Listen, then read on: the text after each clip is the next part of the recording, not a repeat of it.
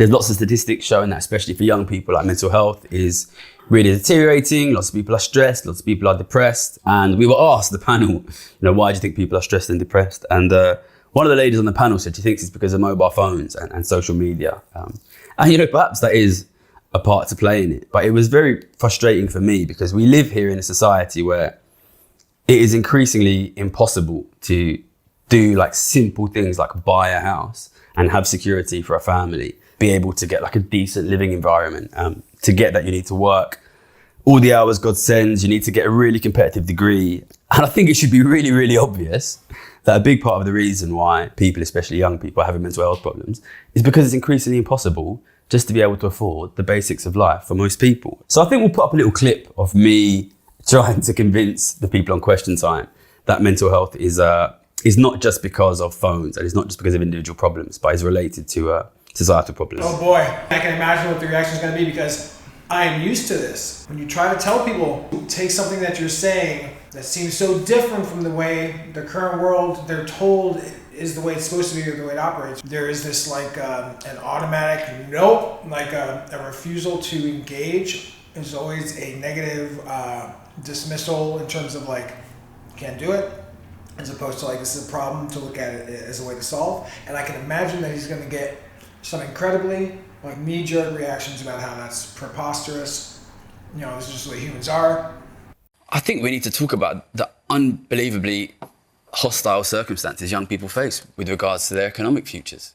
More and more and more young people growing up in poverty. But even aside from that, we've got people with jobs in London who are homeless. So that means if you're a young person, you know that even if you get an ordinary job, it's not going to be enough to buy a home. It's not going to be enough to have a family. So just doing the right thing, working and getting a job, it doesn't even guarantee you can feed your kids. We have to look at this. And then obviously if you're a young person, you're thinking, well, if I don't get the best grades and I don't get to the best university, then I'm not even going to be able to have a family. What kind of world have we made here?